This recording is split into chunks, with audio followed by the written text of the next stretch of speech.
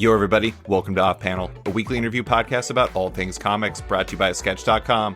I'm your host, David Harper, and it's time for the greatest podcast of the year. It's December, which means it's the end of the year, which means for the 1 millionth time, or something like that, it's time for the greatest comic friend a person could ask for to join me for Off Panel's Year in Review episode. That's right, everyone. Off Panel's most frequent guest is returned. It's Brandon Burpee. Brandon, thanks for coming on. I'm back. Thanks for having me. Are you ready to look back on the hottest of messes of years of our collective lifetimes, Brandon? I think I'm ready to tackle this one. It is one to be tackled. It is, yeah. I think that's the only way you handle 2020. It's just a straight up tackle, and or just like quitting the sport. I don't know, one of the two. But before we get into the comics, we've done this a bit on our previous pandemic centric episodes, but now it's end of the year. I would say it's winter, but I mean, I don't really know if you properly get winter in Vegas. But how was the year? How was the year for you in general? Honestly, I know in general worldwide it's been a pretty shitty year, but my year's actually not been that bad. I feel bad about it. I've actually had a decent year. Again, I just feel bad about it. I got a solid job with good job security currently. I was seeing someone for a while that had a good impact on me. I've been just in a good place in 2020, but I feel bad about it. I know, isn't that weird? It's my year has been pretty solid overall, besides occasional extreme bouts of stress. But It is weird how sometimes I almost feel guilty about even when somebody's like, "Oh, how's your year been?" I'm like, "I don't know, pretty good, I guess." I'm just I've been doing everything I can to stay home all the time and do all stuff like that. But I'm fortunate enough to have a place I actually like being and stuff like that. So I don't know. It's interesting how there's that guilt there. Yeah. Well, I mean, in general, it's a pretty shitty year when I look outside of myself. Oh, yeah, totally. In a selfish fashion, it's been a good year, but outside of myself, and it's been kind of a shitty year. But it's also been a year of change. I think a lot of good things are going to come out of what happened in 2020, when 2020 really is hindsight. God, I hope so. So, I think so. I'm trying to stay positive on it. I think we're moving in the right direction in general with each other. I like it. I mean, I'm with you, though. I mean, selfish reasons, yes, it's been not that bad. But, man, what a hot mess of a year in all ways it possibly can. But we're here to talk about comics. Let's I'm interested in your perspective. It's in comics itself, it's been a really weird year because Diamond shut down for 2 months, and so there was no new comics for a while.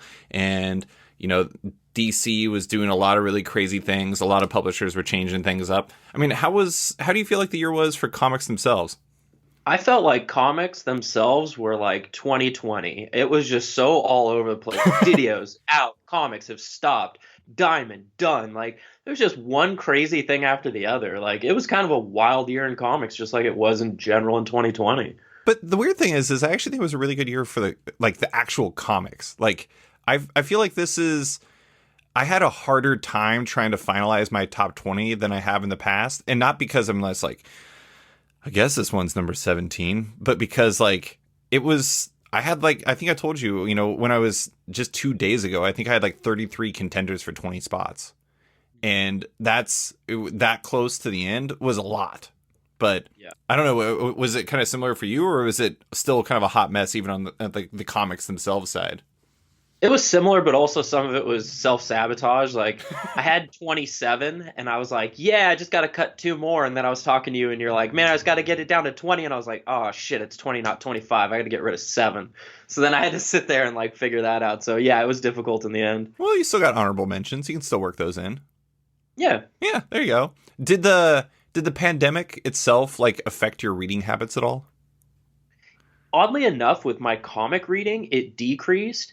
But with my regular book reading, it increased. I just found myself reading books. I read a lot less comics this year than typical. Mm-hmm. It's been kind of an odd year for me in that regard. I don't know if that's pandemic related or what that is, but yeah, I definitely read less this year. Yeah, I was the same way for books. Also, I because the shutdown, and also because comic shops were in need of support and stuff like that.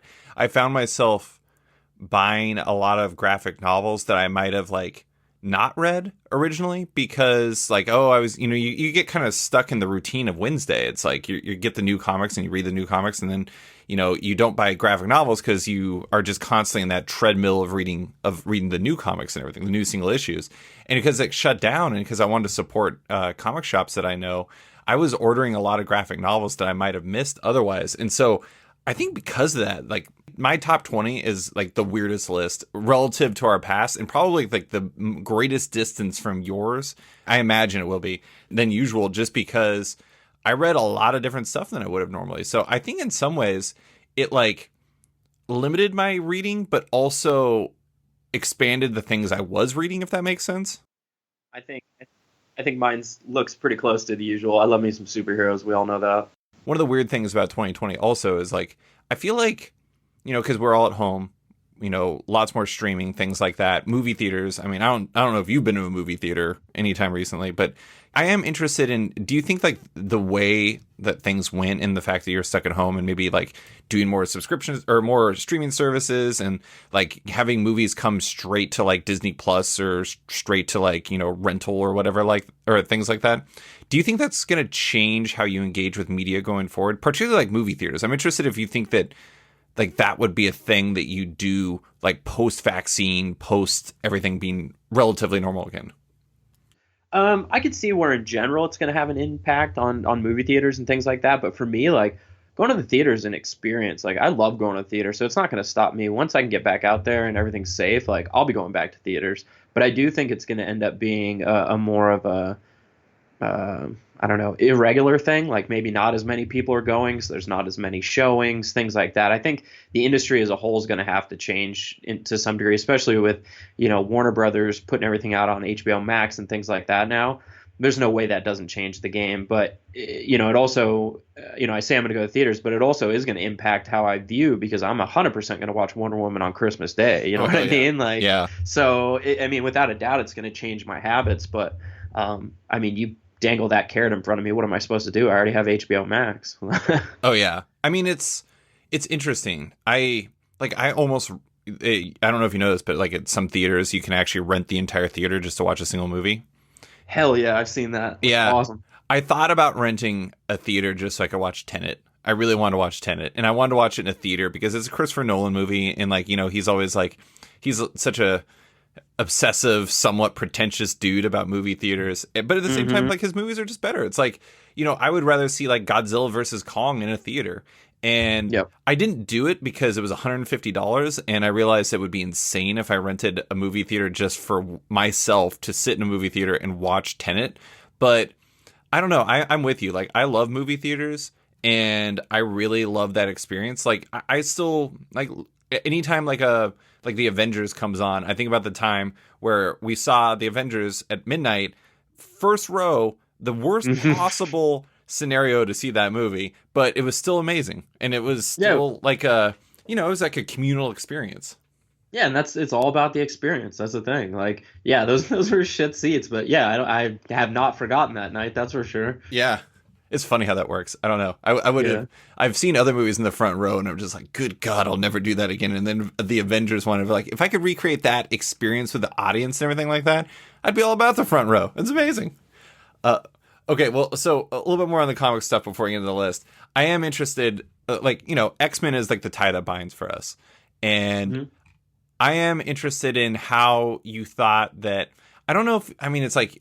It's not really year 2, but it's, I guess, calendar year 2 for like the Hickman X-Men stuff. How do you feel the X-Men line has been for you this year? It's been kind of a mixed bag for me, to be honest with you. Like, I feel like the whole sword, 10 of Swords or whatever, like, I don't know. Like, I was so hit or miss on that event. Like, there just was so much going on, and some of it just seemed very pointless. And then it's like, okay, so now we're back to the normal stuff. So how does this impact moving forward, like on an epic scale? Like, how does this tie into what Hickman's trying to do?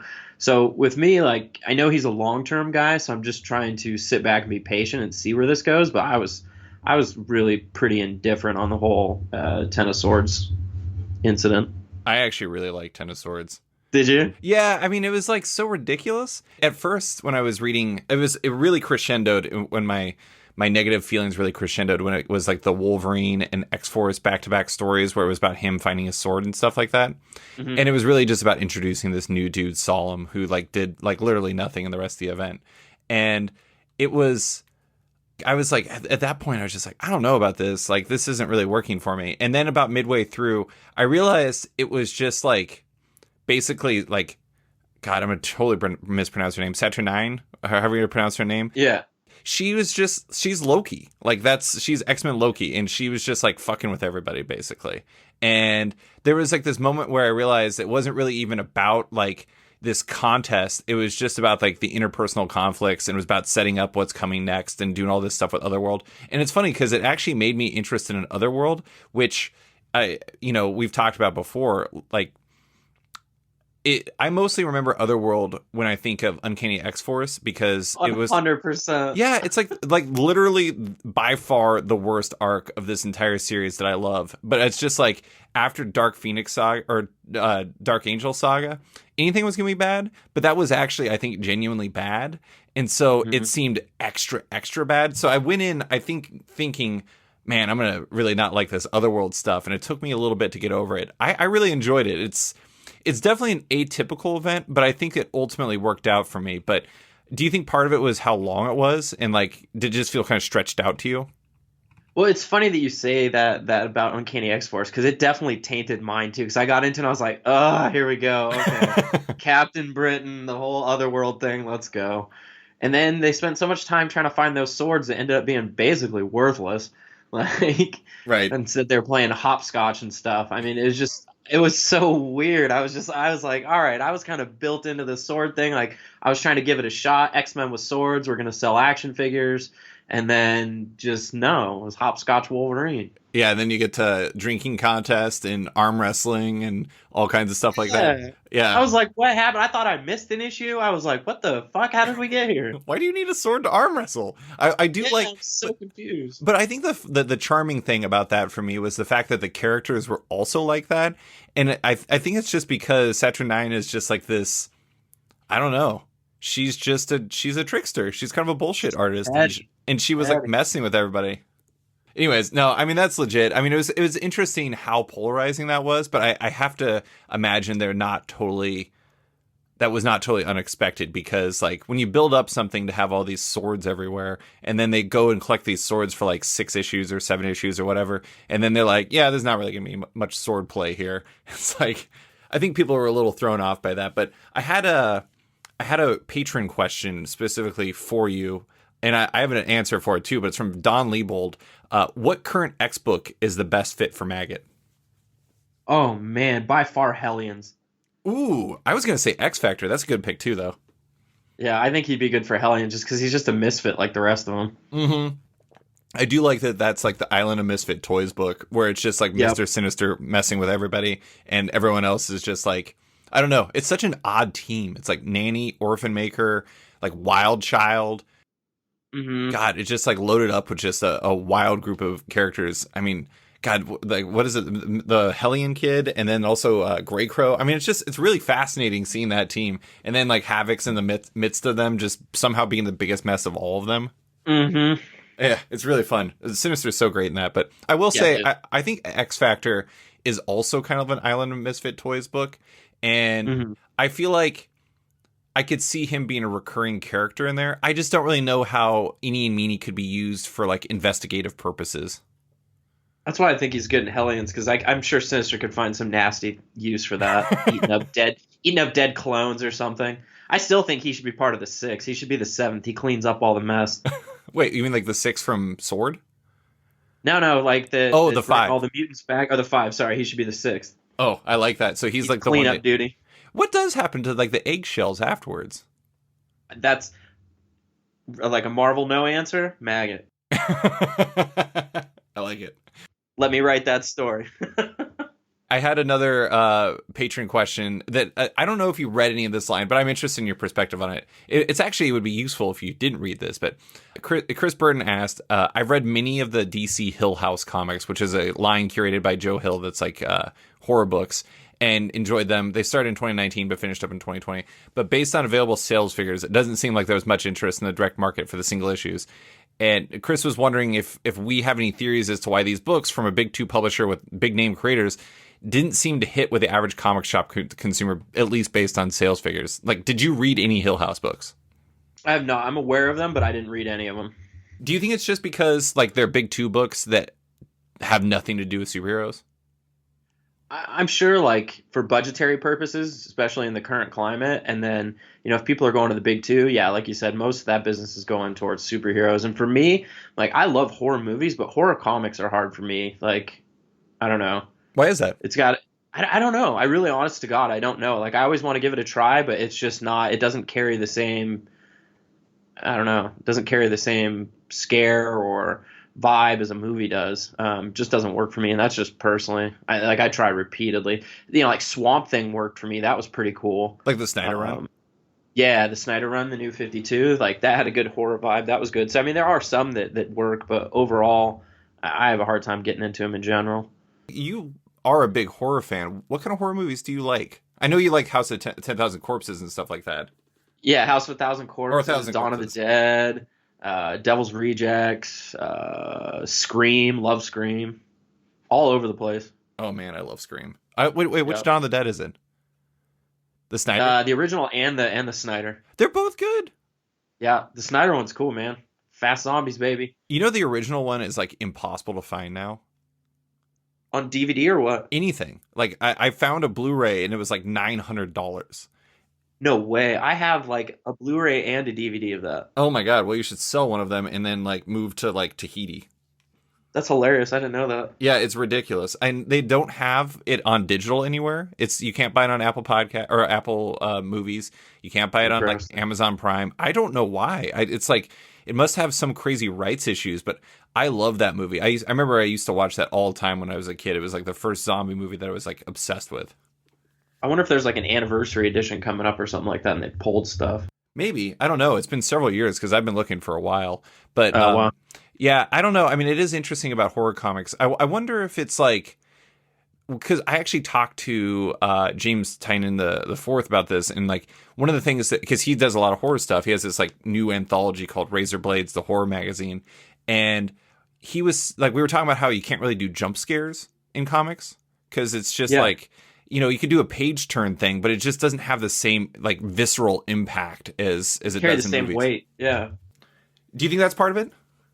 Yeah, definitely. I think that's a huge part of it. Like you just can't get the scares in there. You can't get like, so I think like the best you can do is go with like a creepy supernatural, because you could pull that off on the page. You know what I mean? Make something really ghoulish and creepy looking, but you still don't have that scare value. But yeah, like a serial killer, like ghost book, that doesn't really work for me because there's none of the scares. Mm-hmm.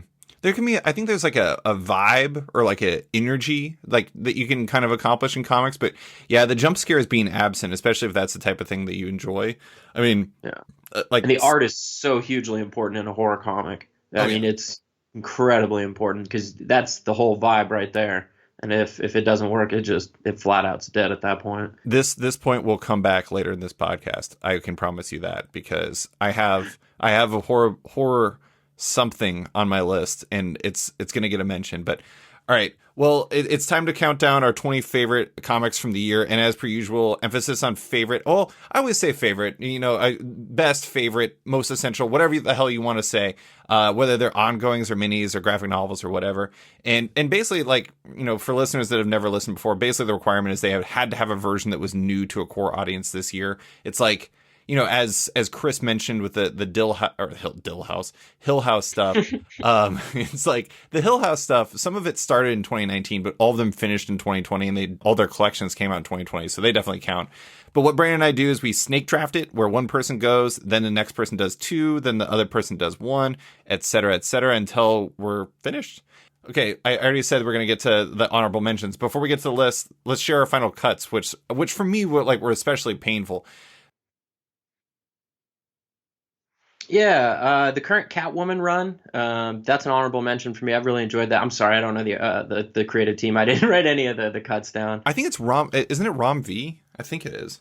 Maybe. I think it might be. It's the art and the story is just perfect. Like when an artist and the writer just are perfect mesh. This is that. Like it's so good. Hedra made that list. Also on mine. That was a close cut. Yeah, Jesse Lonergan, that was really tough. That was going to be one of my final ones, and Mhm. it's not that it kept dropping. It was just that there's a lot of stuff, and it just didn't make it. But such a like an interesting and fascinating and fun book. Like I loved all the stuff he did with the way that like the panels moved like left to right and up and down and Mhm. like in very atypical ways for comics. It was really fun. And it was a comic I let Dex peek through, and Dex loved it. Oh yeah. Just the way it played out, it was great. So yeah, that was a great one. I have he had came up with another book this year that came out in like October. I should mail you a copy. It's called I think it was Planet Paradise, and Hmm. it's really good too. It actually has words. So it's slightly different, but Mhm. wait, yeah, Planet Paradise, and it's a really interesting story. It's kind of like there's a couple that's going on a vacation to another planet, and their ship crash lands on on another planet that's like inhabited by monsters. And basically, it's about like this housewife, this quiet housewife type, who just has to try to find a way to survive so they can go on their vacation. And it's a really interesting book. It was on my initial cut or on my initial list, and it got cut. Anyways, well, it was just like a really great year for Jesse Lonergan, who's like somebody I had not come across before. But anyways, what else? Star Wars was a close cut for me. That's been pretty good. I really liked it. And I yeah, wish that Jesus Saiz was on all of the issues. If it was, I feel like it would have been close to making my list. But like, I don't know. It's just like that's some of the one of the bummers of those books, or really any book, is like when you have this like great run going with Charles Soule and Jesus Saiz, and then all of a sudden he goes to do some weird King in Black book, and all of a sudden he's off the book, and I'm just like, why don't you just keep him on it? He's drawing Star Wars. King in Black is not bigger than Star Wars. I mean they're trying to make it. Oh boy, yeah. Are you a Knoll fan? Huh? Are you a Knoll guy? I enjoy it. Yeah, well, good. Are you not? You know, I read like the first.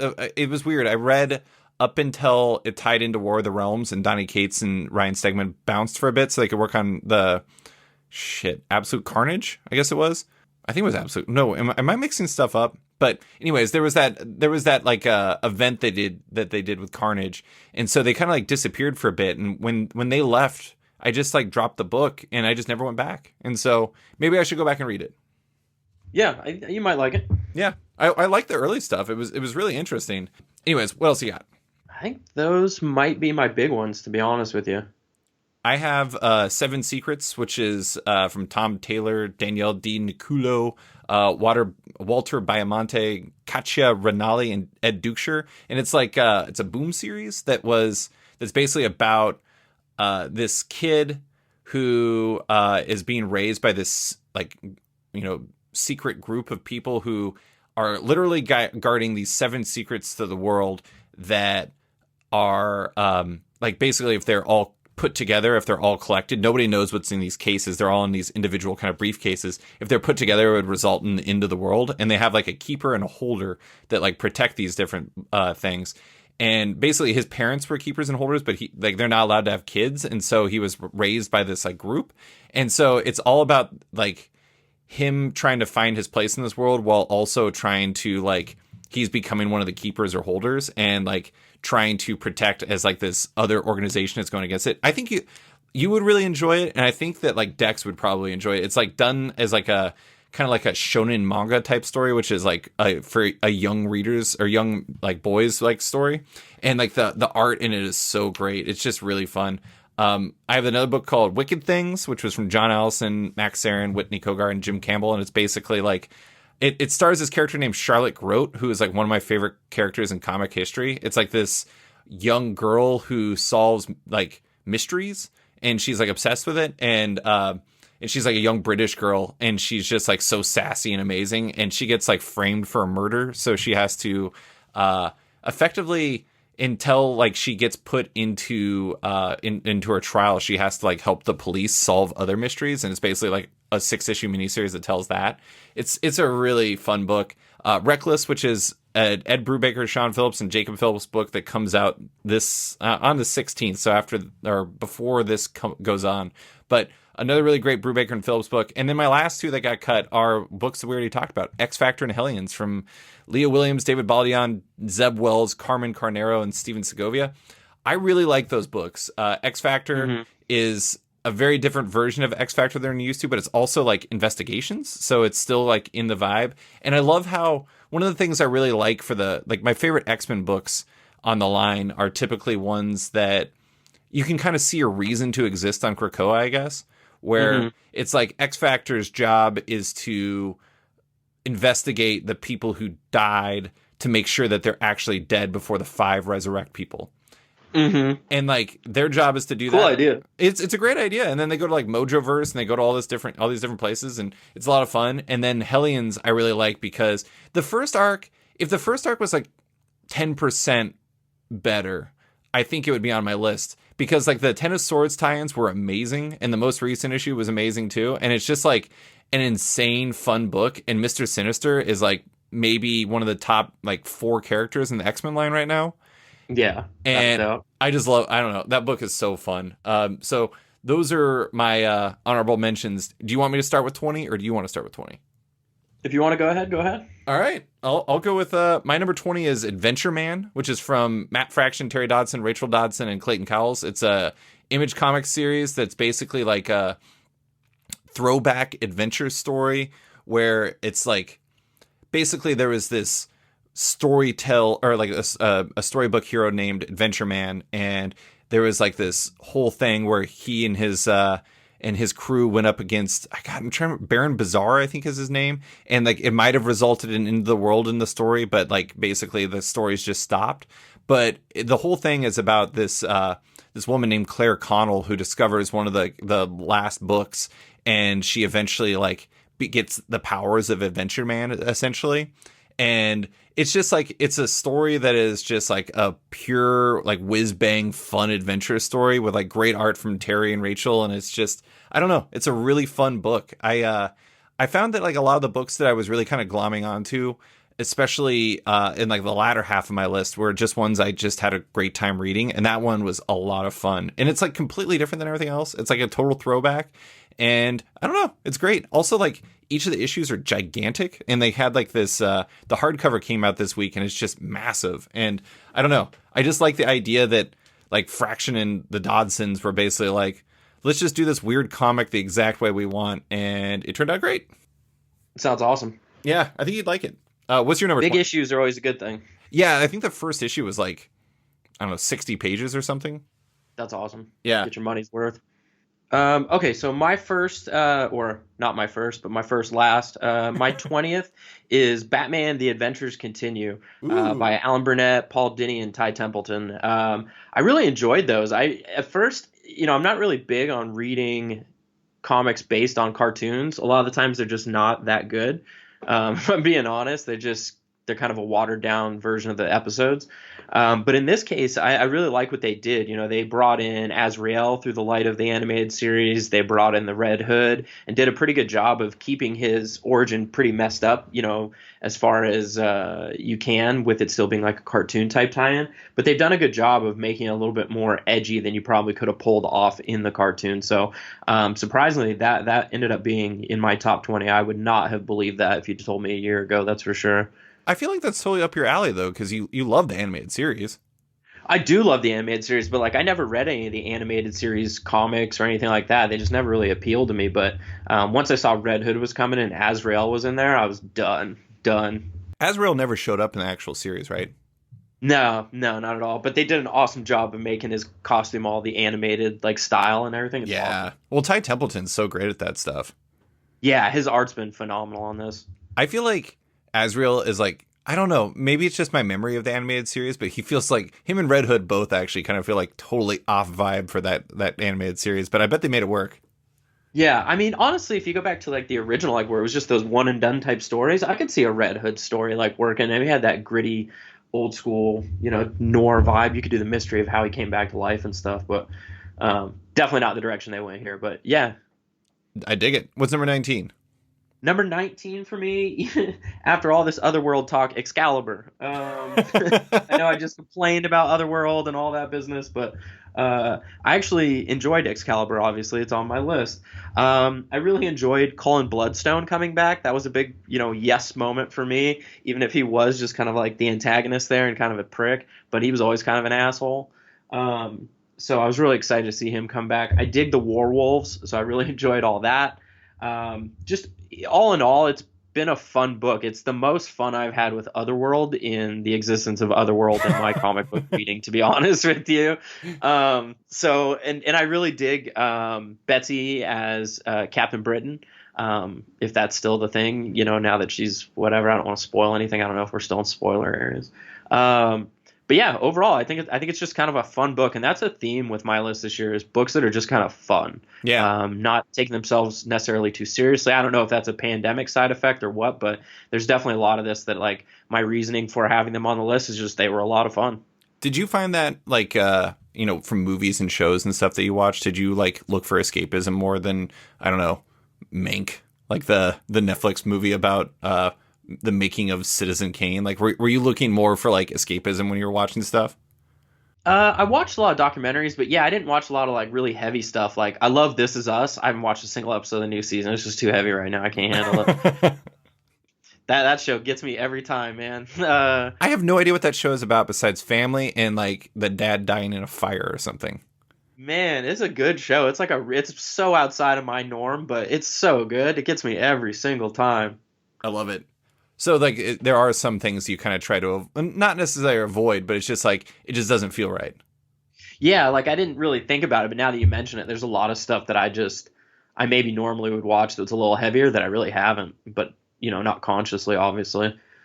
I'm weird. I find that the stuff that I've watched and or rewatched during a lot of this have been I have this fascination with like movies that are done by like really great directors and have great casts that are about people doing stuff competently.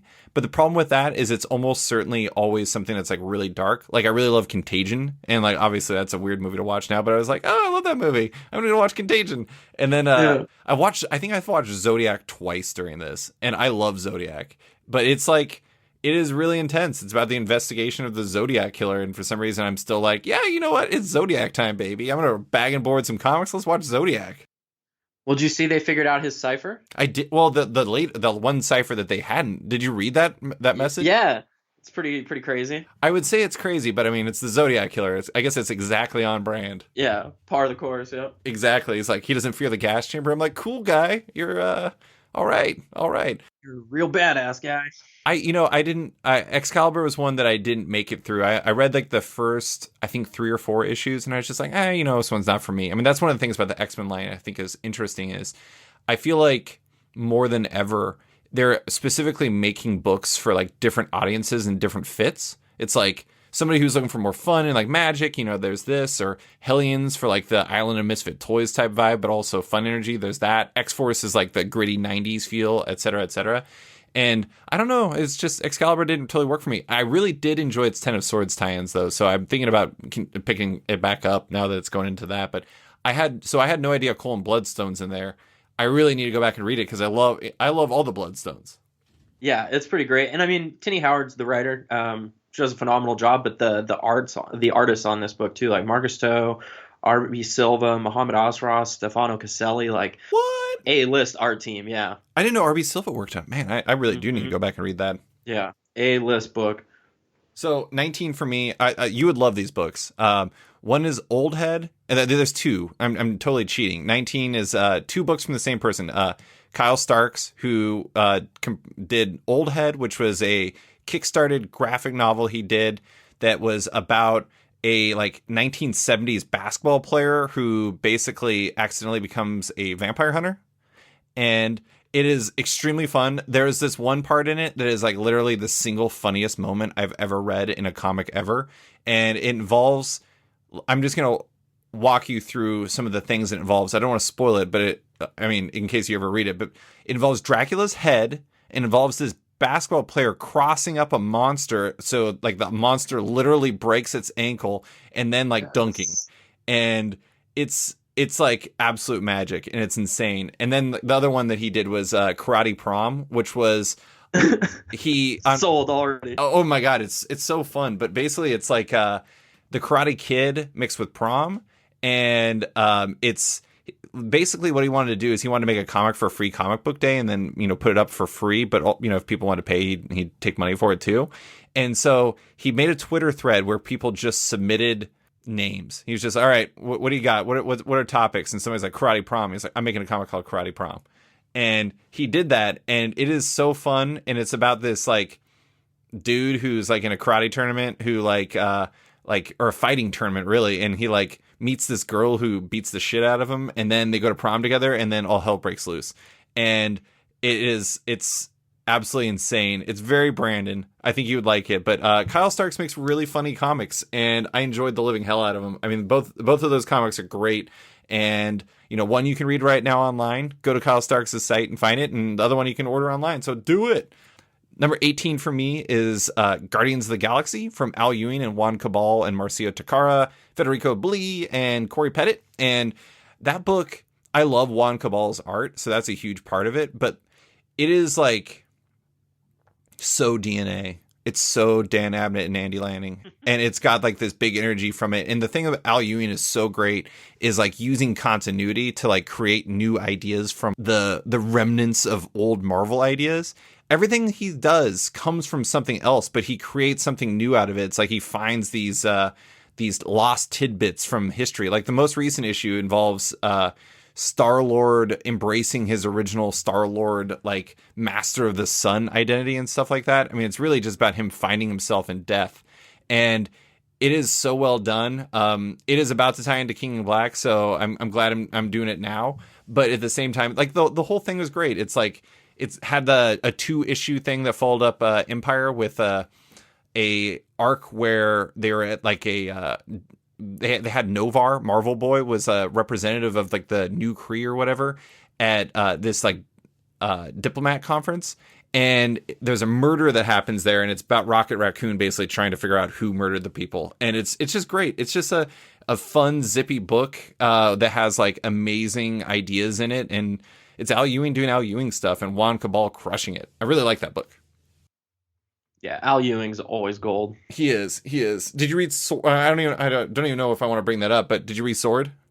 I have not yet. Oh my god, you're gonna love it. I've been so busy trying to catch up on everything else. You're gonna love it. It's so good. It's honestly, I would say, maybe the best single issue post House of X and Powers of 10. Ooh la la. Yeah, it's wild, and there's some characters in there. I mean, that's got some Maggott potential in there. Really? Yeah. I mean, ooh. Do you remember? Don't things move downstairs. There's an X-Men character named Peepers. Do you remember Peepers? Yeah, definitely. He was in the cartoon too. Peepers fucking shows up in that comic. Yes, Peepers is dope. Yeah, man. That's a Peepers. deep cut. I know. There's some deep cuts. WizKid is in it. I don't even know if you remember WizKid. He was like barely in anything. WizKid's in it. Random is in it. I love Random. Oh my god, Random. I mean, what was his power? Was it just like I can turn my arms into guns? Yeah, I had his action figure. I had little missiles you put in it. It would shoot out off of springs. Hell yeah, man. I had that toy too. I love that one. I still don't really know what his power was. I guess he's technically a shapeshifter? I don't know. I guess he's like, he can create guns with his arms and be just randomly awesome. Can you imagine if that was just your power where one day you were like standing and all of a sudden your arms turned into guns? I'd feel so screwed in the power department. I'm not gonna try to shoot anybody. Like, it'd be such a worthless power for me. I'd be so pissed. You can't even pick stuff up. It'd be like if your superpower is breathing air. Like, damn it. You'd be really good at it though. Yeah, but it'd be like, man, what a waste. Yeah, seriously. All right, what's 18 for you? All right, 18 for me is Detective Comics. We've had Tomasi, Brad Walker, and Rockefort, who I love on that book. It tied in a good deal with Joker War, which I really enjoyed. And also the arc prior to that with Two-Face was really well done. Just kind of digging a little bit into him. But overall, again, like I was saying with the earlier stuff, it's just kind of a fun run. And I love Tomasi's work. Anything Tomasi does, I'll at least give it a shot. When you throw in Brad Walker and Rockefort especially, I'm totally in. They introduced a character called the Mirror, and the issue that Rockefort did with that was just such a perfect, because it's supposed to be like a reflective mirror space. And the way Rockefort's art, is not technically, but the way his art is all the time, with that kind of, I don't know how to describe it, with the edges and things like that. Yeah, it's very angular. Yeah, it worked perfectly for this character, the Mirror. But yeah, overall, I mean, Detective Comics I think was just a lot of fun, and the art for me was great. Anytime you can get Rocafort on something, especially with Tomasi, take my money, I'm in. Did you see that? I don't know if were you a Super Sons fan? Super Sons? Super Sons was like Tomasi and Gleason, or and like then Jorge Jimenez. It was like the Damian Wayne and like Jonathan Kent team up book. No, not so much. Oh, okay. Well, Tomasi is about to do that again as like a digital thing, which is pretty fun. But yeah, I mean, like that is a really nice team, and I do really like. I don't know, Rocafort. He's interesting. He seemed like it was a real hot thing at DC for a bit, and then he just kind of disappeared. I didn't even know he was on Detective Comics. Yeah, he just kind of popped up, and I was like, all right, I dig it. Surprise Rocafort. There you go. There you go. What's 17 for you? All right, 17 for me is Darth Vader with Greg Pak, and I'm going to absolutely butcher this artist's name, so I apologize. Raphael Ienko. Oh yeah. So I apologize. I'm sure I butchered that. I can picture the name in my head. I think it's I don't know. I'm not even gonna try it. But Ienco is the last name. yeah. So again, my apologies. That's always the worst. Like I'm sitting here talking about how great these people have done, and I can't even say their names correctly. Like I always feel like such a jackass. I always do so much Googling before people come on my podcast to make sure I actually pronounce their name right, and then like every once in a while I still butcher it, and I'm like, I'm so sorry. Yeah, it's embarrassing, but it's like I'm just a man. You're just a man doing your best. So yeah, that Darth Vader. I've been interested in that. What's going on with that one? So right now, like they did a whole arc where Vader was going back and looking into the whole Padme thing, and they did that really well. I like that it's kind of they're looking at the ties to that Phantom Menace era, the prequel era, even though the book is in the not the present obviously because it's Star Wars, but the present in that comic. But a lot of the Emperor in there and making him kind of. I don't know how to put it, like make him re-earn his Sith status for being so weak with the Padme thing. I just think the Greg Pak has a great feel for Darth Vader because you can do it really well or you can do it really poorly. Charles Soule, he did a great job with Vader. Who else am I missing here just recently? Well, I mean, there was the Charles Soule, and then there was like the Kieran Gillen and Salvador LaRocca. Kieran Gillen. Yeah, so like in general, Marvel's handling of the Vader books has been pretty phenomenal, but I think Greg Pak has done a good job of taking it in a completely different direction without derailing the quality. So yeah, big thumbs up for that book. It's not going to count for my list, but I found this year I watched and read a lot of Star Wars related stuff. Like I read all of the Gillen and LaRocca stuff again. I'd already read it and I love it. And then I read the Soul stuff for the first time. That's really good too. That's great. It is. Yeah, Dex loves that stuff. It's such a good book. And then I watched all of Clone Wars and all of Rebels. And I am just like such a big fan of both of those. They're just so good. But I mean, honestly, like, and then I started reading a lot of the main Star Wars series that, was like first, I think it was Jason Aaron, and then it was Kieran Gillen, and then it was Charles Soule. I haven't finished that because I got distracted by a lot of other comics to read. But I don't know. I mean, I think Marvel's done a pretty good job with Star Wars. Do you so you watch The Mandalorian, right? Yeah. So now having watched those cartoons, do you have a greater appreciation of some aspects of it? So, I watched all of those before the second season. So before any of the stuff really popped up, besides like there was a Lothcat in the first season. But yeah, I mean, absolutely. I mean, honestly, like the stuff like Ahsoka coming up or like Thrawn being mentioned. I mean, even if I was like a Legends canon person, I don't know if Thrawn would have had the same impact without seeing him on the screen. Yeah, or like the Darksaber coming into play. The Darksaber, yeah. I mean, like that stuff. So on Bo-Katan, I mean, like Yeah. all that different stuff is it. I mean, I think from what I understand, apparently Clone Wars viewership has risen dramatically after that stuff popped up on The Mandalorian. And without a doubt. I mean, honestly, like I know this is probably blasphemy to a lot of people, but I would say like Clone Wars and Rebels might be my favorite Star Wars stuff ever. Interesting. Clone Wars is pretty phenomenal. I love Rebels. I love it. Rebels is great too. I mean, like the end of season 2 when Ahsoka and Darth Vader face off is like one of like there's this guy I know, John Hendrick, and he owns a shop called Big Bang and Big Bang Comics in Dublin. He, after he watched that episode, went to a movie theater his friend owns. Sorry, I'm putting you on blast, John, but it went to a movie theater his friend owns, and was like, I want to watch this in this movie theater, and he's like, all right, and then he watched it on the big screen because he was like, "This is so good, I have to see it on a big screen." That would be amazing. Yeah, I mean, there's just I love all that stuff, but yeah, it definitely makes me appreciate the Mandalorian stuff more, and it makes me want to go and read like some of the surrounding stories in the comics from history. I know you read like the EU stuff, right? A lot of the books. Yeah, a lot of the books I've been slow reading through. Like I got like 5 of the remaining books left, and so I've been kind of really slow boiling. I'm trying to read like one a year. I'm trying to stretch them out. You mean for the EU stuff or just stuff in general? EU stuff, but the books, like the expanded universe stuff, Right. it's no longer canon legacy. I've got about 5 books left of the ones that are part of that whole legacy prior, expanded universe. So I'm just trying to savor them. I read the Ahsoka book this year that they did a few years ago, and that one was great too because it like gets into like where she went after the Clone Wars, after Order 66 and everything, and then also how she made her like white lightsabers, which is really cool. Mm-hmm. I just love that stuff. That's But what's your 17? Was that it? That was my 17. Yeah. Okay. 17 for me is Wonder Woman: Dead Earth from Danny Warren Johnson, Mike Spicer, and Russ Wooten.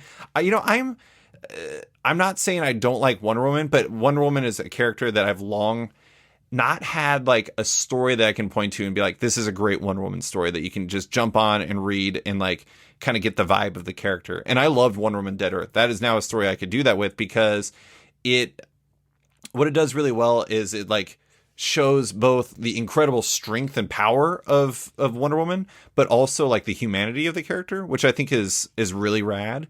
But beyond that, it's also Daniel Warren Johnson drawing huge monsters and drawing Wonder Woman killing those huge monsters, which is a really cool, like, he's really good at that.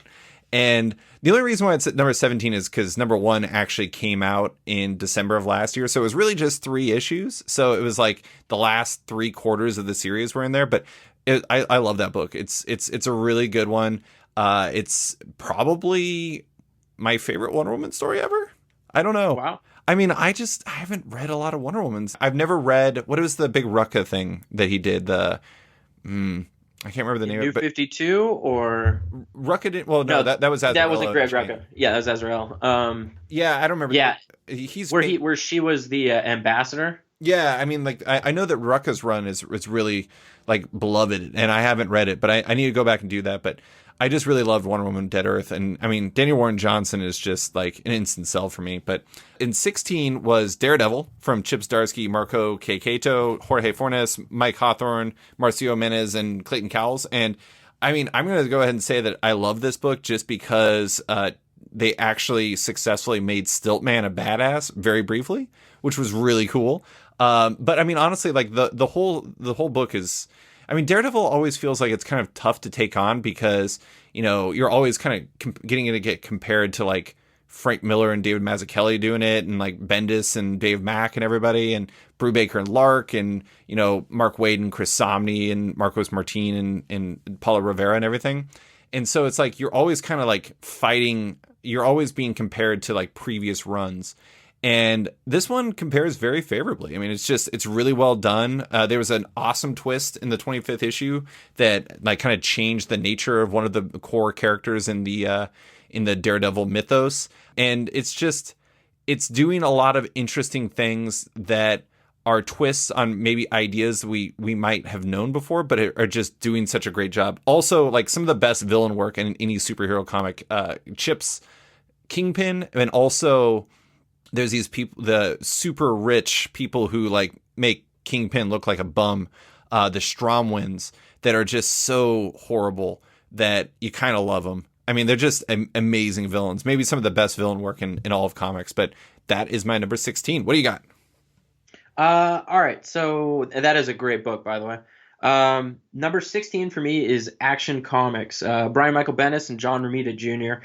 I just love the whole buildup of this like underground criminal network that doesn't talk about Superman. Like they're real quiet about things so they can exist underneath the level that he can notice and pick up on, have all these lead places they can hide and stuff. I love that cool part. Idea. Yeah, and then the Red Cloud I thought was really cool, new character and villain, kind of a sympathetic character in the whole process who just kind of spins out to the bad side. And then, of course, rounding it off with the House of Kent and bringing Superboy back into kind of being more established, the real Superboy, goddammit, and bringing him and putting him more established in the Superman mythos again and the DC universe all, overall. Because the more Superboy I can get, the better. Yeah, that book is a lot of fun. I think Red Cloud's interesting because it's like that character is really I don't know if overpowered is the right phrase, but I remember when she first showed up and like basically just suffocates Superman instantly, and I was like, holy shit, what the hell? It is a good book though, and like I love like the criminal syndicate, and didn't like the person who runs it like buy the Daily Planet? Yeah, she did. And then, obviously now it's kind of all turning upside down. But yeah, she did. It was great. And then so she had a whole hand in that stuff. Just a well put together book. I mean, I love books that have like a long term plan. And this clearly had a long term plan. So I've enjoyed it. Yeah, the Daily Planet stuff's a lot of fun too. I mean, honestly, like I like the occasional street leveling they do of Superman, which is really tough to do. I mean, Bendis, I don't know. It's interesting because I don't feel like the Bendis stuff has really caught on super well at DC. But I actually, I mean, from what I read, I'm pretty far behind on Superman and Action Comics, but I thought both of them are like Superman is a really great, well done superhero book, and Action Comics has got like a slightly different vibe, and it does it really well too. I agree. I don't know what the receival has been from fans. I'm sure people were going to bitch about it no matter what because it's Bendis though. So I mean, well, it's not really that. It's just it hasn't sold very well. Oh, really? Yeah. That's too bad because they're good. Yeah. I don't know. Different strokes for different folks. I mean, Superman actually is like not like that incendiary of a seller, to be honest. It's kind of interesting, but I'm not surprised. He's real hit or miss for me on who's on the run and things like that. Yeah, for sure. All right, what do you got for 15? Number 15 continues on with the just because it's been crazy and fun Dark Knight's Death Metal by Snyder and Capullo. That book is fucking wild. You've got Dinosaur Batman. You've got like okay, so there was this action figure I had as a kid. This is a tangent, but it totally ties in. And it was a DC Legends action figure. It was this Superman with a trench coat with spikes, and he whipped a chain around. And that's what this whole thing reminds me of, is that one action figure just somehow or another spawning off its own universe. It's so wild and over the top and ridiculous that it's just I can't get enough of it because it's so ridiculous. I can't preach enough Dinosaur Batman, like so badass. I think it's really interesting because it does seem like the idea of superhero comics as fan fiction to like the absolute max, where it's like the max, yeah. Like it's like the energy of like two 5-year-olds telling. This is not me sassing Snyder and Capullo, but like two 5-year-olds playing with action figures and being like, and then the Batman who's also the Joker gets the powers of Dr. Manhattan, and yeah, let's go. And I'm just like, all right, yeah, sure. I heard about that. I actually haven't read the book, but when I heard that apparently the Batman who laughs apparently has like Dr. Manhattan's powers, I'm just like, that book sounds wild. It is wild, and it's one of those things where every once in a while something really wild happens, and I'm like, yeah, screw it, let's go. You've already got me this far. Like, you can't get any crazier, and then it does. That's awesome. I love it. I think I'm up. 15 for me is Immortal Hulk from Al Ewing, Joe Bennett, Chris O'Halloran, and Corey Pettit.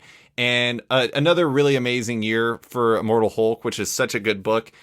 Maybe one of my favorite single issues in the entire year was this one where basically it's a single issue where the leader recounts his entire life, and where he just keeps like talking about how he dies, and he's like, oh, this was like the 5th time I died. And it's just like, it's really interesting because I've never seen a comic so specifically reference like the cycle of life and death for these characters, but it fits in such a perfect way for all the stuff that he's doing, that Al Ewing's writing about, like this Green Door and everything like that for the Hulk, for the Gamma characters, because it's like that's where that cycle comes from. They're just really hard to kill. And anyways, and the whole book is like, it's amazing because like the most recent arc, a fair amount of it just took place in like Bruce Banner's brain, and it had all these different Hulk related characters like fighting for control and everything like that. And it is so well done, and the leader is like a remarkably freaky character. And then there was the original version of the Hulk. There was like this Hulk in the 1950s that Al Ewing brought into play here. That's like this fuzzy, hairy man who has like mind control powers, but also is a real freaky monster. He like mines all these ideas and he turns these like characters that should be ridiculous into absolute monsters, like legit monsters. And Joe Bennett is like, I don't know, that dude, he's really good at drawing superhero stuff, but he basically is perpetually manifesting nightmares in that comic, which is pretty amazing. So good job by you, Joe Bennett. It's really actually impressive. I love that book. Number 14 for me is another Brubaker and Phillips book. So double up this year for at least honorable mentions and fits in my top 20. But it's Pulp, which is Ed Brubaker, Sean Phillips, and Jacob Phillips. I love that Sean Phillips now has his son coloring him, which is just fantastic. It's like the LeBron and Bronny James of comics. But this story is basically about this dude who used to be a bandit in like the Old West, and now he's like living in the 1930s New York when like the Nazi Party starts popping up, and they're like marching across Europe, and they're showing up in New York and everything like that. And basically, this dude is just like, "Fuck the Nazis! I'm gonna kill some Nazis." And I don't know how much of it came from, where we are as a world, but it feels very timely, and it's just such a really well done story, and it's I don't know, it's really heartfelt and poignant, but also badass and like just really smartly done, as Brubaker and Phillips books always are. And I just loved it. It was super great. It was also like just a graphic novella, so it's like I think 80 pages or something, and it's just like it's like basically 4 issues long, and it's just tight and perfect and just what it needs to be. And I like that format. I like the graphic novel that isn't 500 pages. It's just like a tight story that does it well. And, Brubaker and Phillips do it well. That's what they do. What do you got for 14? 14 for me is Teenage Mutant Ninja Turtles. Maybe one of the lowest it's been on my list, but still a great book. Sophie Campbell has just been killing it on the story and the art, as well as Nelson Daniel when he stepped in for art as well. But overall, I enjoy where they've gone with the book. They've taken a completely like left turn from where they were. So now there's like a mutant town. It's basically no man's land with the Ninja Turtles. I love it. Yeah, so it's a pretty cool concept. So they're all kind of walled off and isolated as this mutant town because, long story short, a whole bunch of citizens got turned into mutants, and so now they're outcasts, and they got to go through the whole process of establishing their own little civilization and all that kind of stuff, or not civilization, but city and structure. And Sophie Campbell's done a great job because, again, it's a different direction than where the book was. It was definitely more of like a ninja fighting book. This is more of this, again, mutant town and how that all works out. So for the book to continue on as, quality as it is, going with such a huge jump between types of stories says a lot about it, in my opinion. It is kind of amazing how long the sustained goodness of that book has been. I love this book. This book at this rate has got to go down as one of my all-time favorite comic runs. It's just incredible. I mean, I think every year it's been out, it's been in my list. Yeah, I think so too. And it's funny too because the teams have changed. I mean, your Santa Loco, no more, but Sophie Campbell, Nelson Daniel keeping the dream alive. Definitely, yeah, and without skipping a beat, it's a completely different style, but quality is still just perfect. What is number 13 for you? Number 13 for me is Hellions. I love that book. Mr. Sinister, like you said, easily one of the top 3 characters in the X-Men universe right now. Just the evilest son of a bitch there is, and he could care less about it. He's so self-centered in the whole process, especially after everything that happened with the Hellions at the end of Ten of Swords, and he just kind of moves on and leaves them, and then goes back and is like begging to bring him back. He's just such a douchebag. It's really interesting seeing how he's so good at playing the game, and I don't think others really realize what game he's even playing. And it's really interesting because he's such a wild card relative to everybody else. I mean, even like Exodus on the Quiet Council is like, very pragmatic, but like Mr. Sinister is just like a chaos monster who has capes.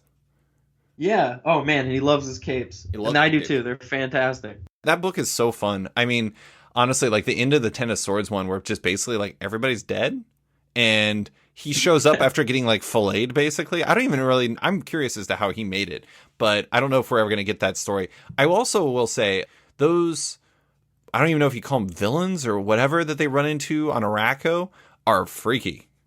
Yeah. They just racked them. Yeah, they wrecked the hell out of him. Yeah, that's tough stuff. Great book though. Number 13 for me is also an X-Men book. It is X-Men from Jonathan Hickman, Lionel Yu, Mahmoud Asrar, Sonny Go, Clayton Cowles, etc., etc. And I'm gonna cheat here slightly. I want to give a shout out to Empire X-Men, a 4-issue miniseries that should not have been as good as it was, but it was actually awesome.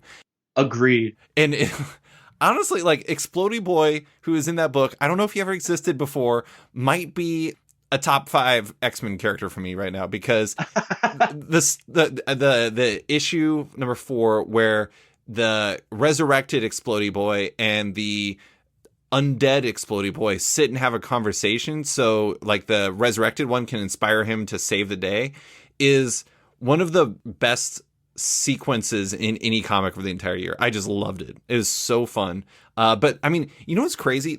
I feel like this represents how insane of a year 2020 has been.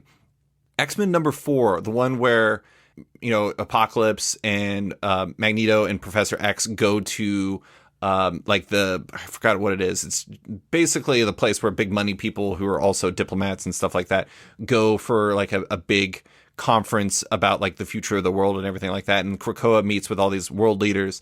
That issue came out on January 1st. That's wild. It feels like it came out 600 years ago.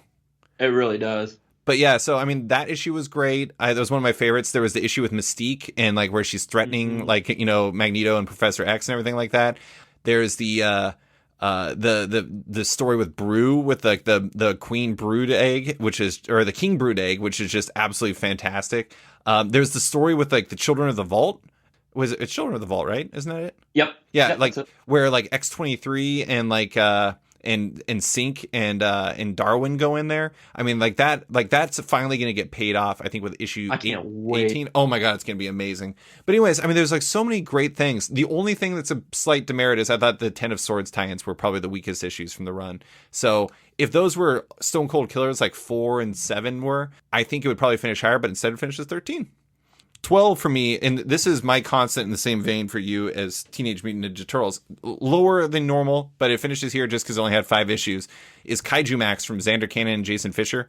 I love that comic, as per usual. It is a story about a Supermax prison for kaiju, and the latest season that's going on, which is season 5, the penultimate season, is the Death Row season, and it is simultaneously funny and absolutely tragic, and it has the 5th issue of this season is like honestly one of the better single issues I've ever read. But basically, it's interesting because this comic that I think a lot of people look at and think is cartoony shows more empathy for, you know, people who are criminals, people who are on death row, people who are going through crazy things in their lives, and like the story that led them there.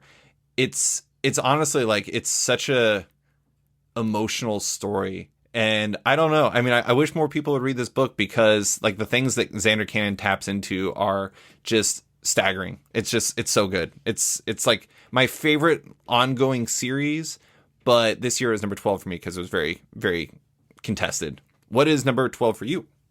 I still don't know how I have not read an issue of that book. I'm gonna buy the trades for you, and I'm gonna mail them to you. They always sound so good, and then we get every year when you bring it up in like the top 20, I'm like, that sounds so good. I don't know why I don't read that, and then I don't read it still. The first season has Anchorage in it. I'm legit. You expect mail. Okay, all right. There you go. I think it'll be good. I think so too. All right, so my number 12 then. Yep. My number 12 is Wolverine by Benjamin Percy and Adam Kubert. I love Percy's work, and I love Kubert's art, and you put them together on Wolverine, and I am sold. The only reason it finishes so low is there just weren't a ton of issues to go off. But what was provided, I mean, had Omega Red done. Like, I mean, everything that I could want out of an X-Men comic essentially was there, or a Wolverine comic, rather. Yeah, I mean, it was fun and nostalgic, and I love the art. The art is just so phenomenal. Kubert just has never skipped a beat. It's insane. I really like the second Ten of Swords tie-in from Wolverine, where it was like, I think it was Joshua Cassara drawing it, and who did an amazing job on the book too.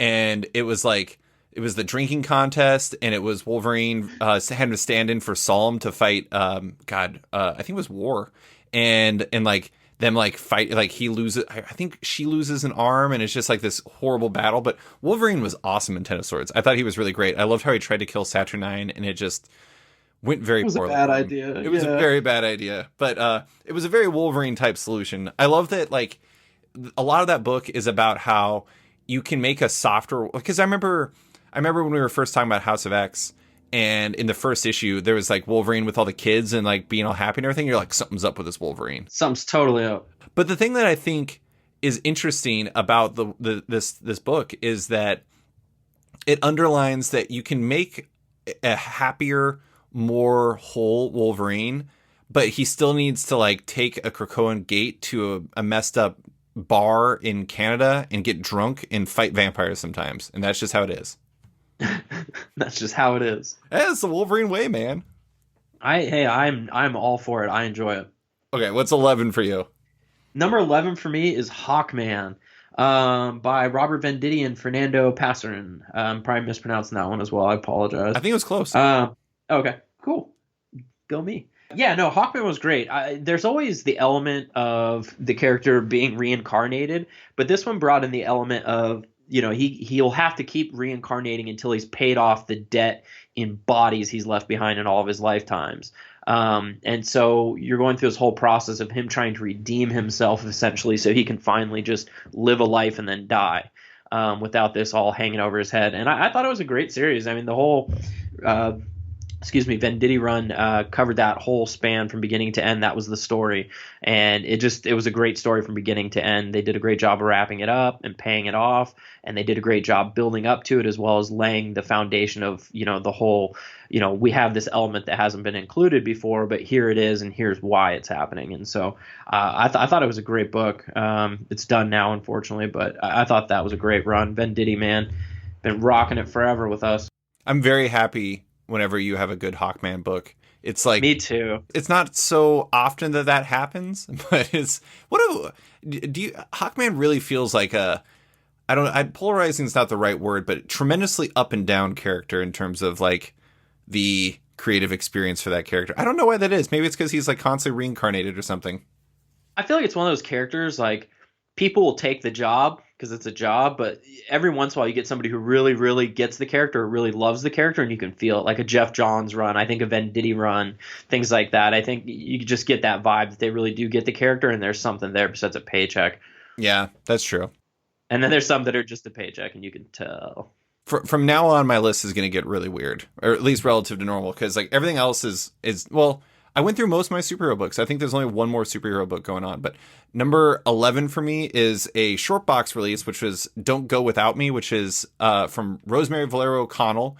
And it's like 3 stories in one book that are wildly different, but they're all kind of about, I don't know. I mean, like identity and like, you know, memory and all these different things, but basically all the stories are very poignant and very like innovative and very interesting. But Rosemary Valero O'Connell's art is just honestly unbelievable.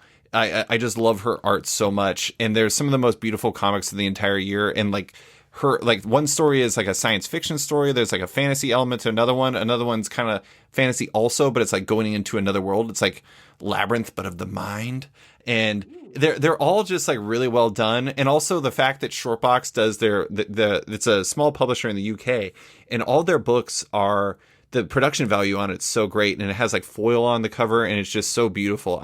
I love it. It's such a well done book. Also, Rosemary, like I interviewed her last year at New York Comic Con, just an unbelievably nice person. So great book. Number 10 for me, I feel like you need to buy this for like Dex and Eva because it's just so well done, or maybe to Eva, but it's Cody. It's a book by this cartoonist named Jared Colum, and so I'm going to set this book up for you.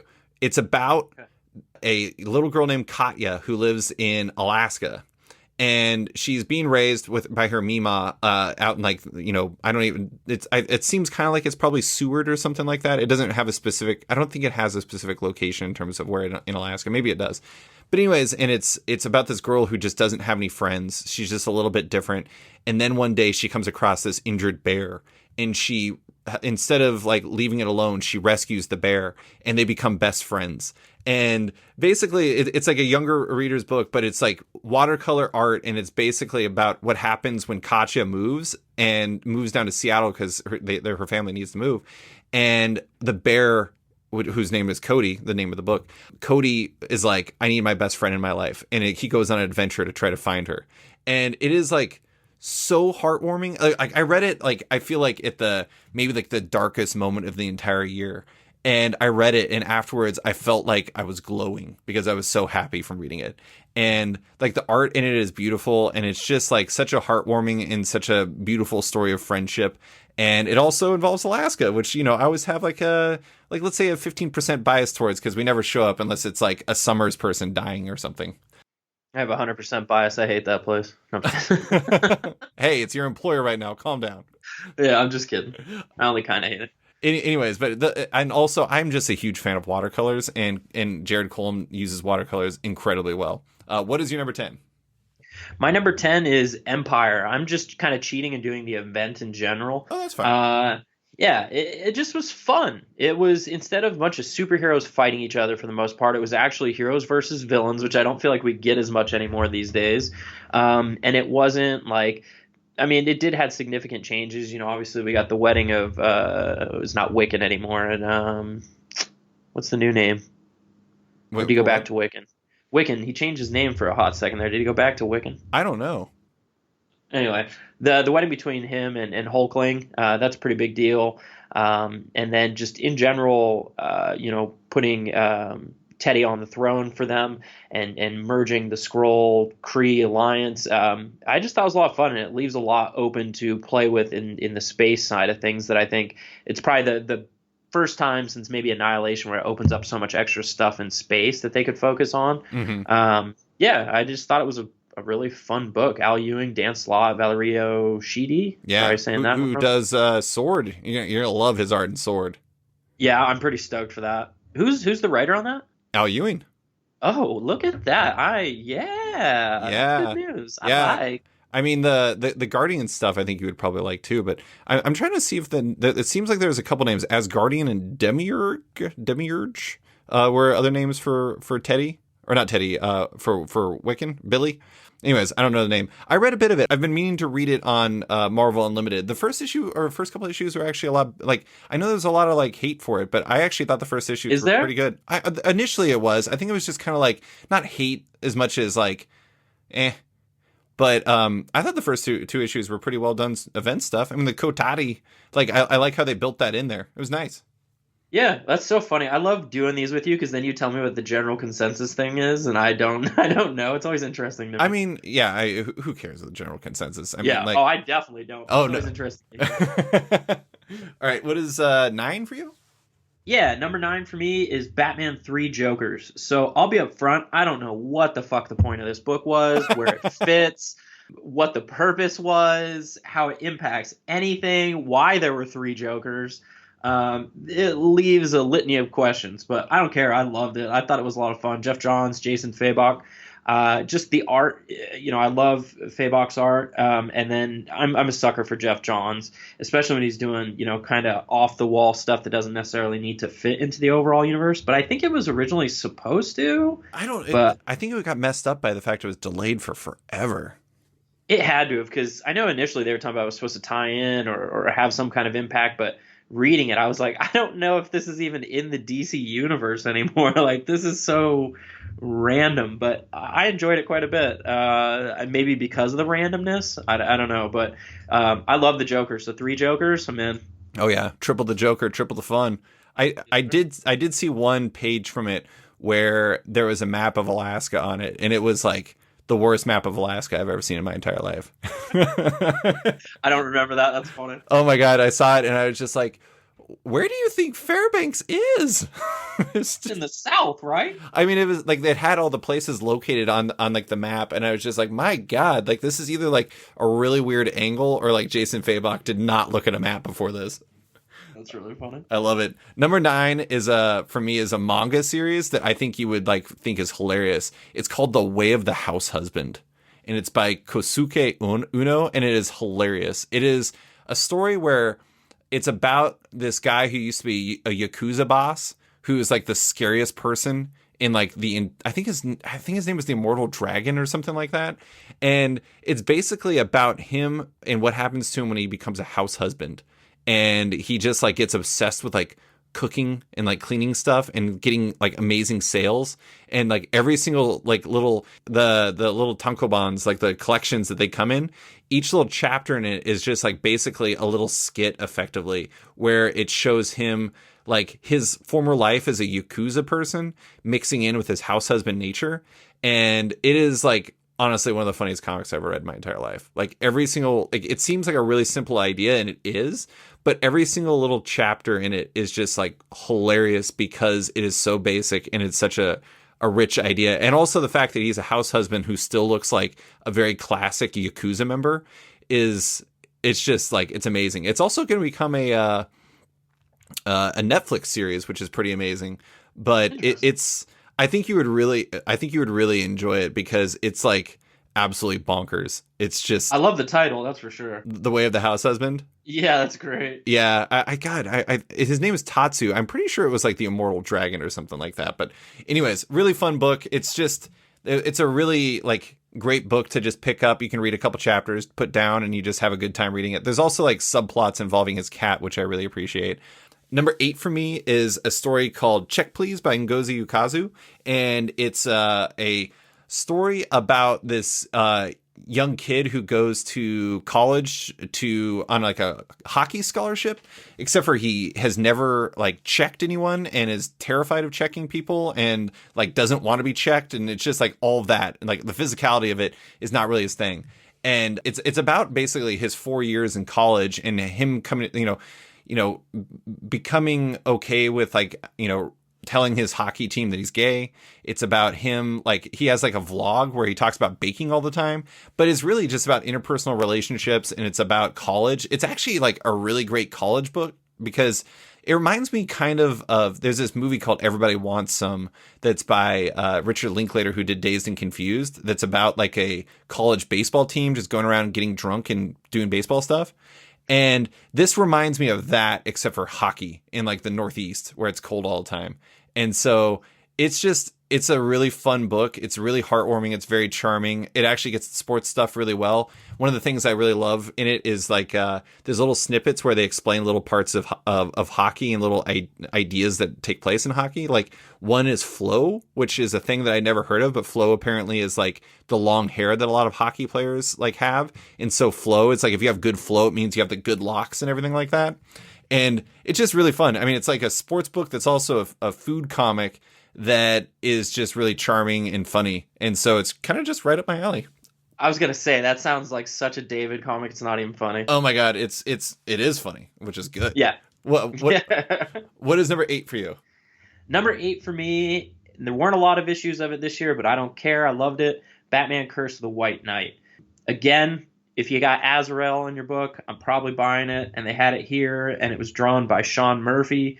And then I really love this universe that he's created off to the side. Even this new Harley Quinn book where he's not actually doing it, but it's part of that universe. It still has that same vibe. I feel like he's built a really cool side universe Batman thing. And I'm really curious to see how that continues to grow, because I don't know if he's going to do more or if he's just going to let other people continue to work in that corner of the space. But whatever the case, if he puts them out, I'm buying them. Yeah, I imagine he draws a very good Azrael.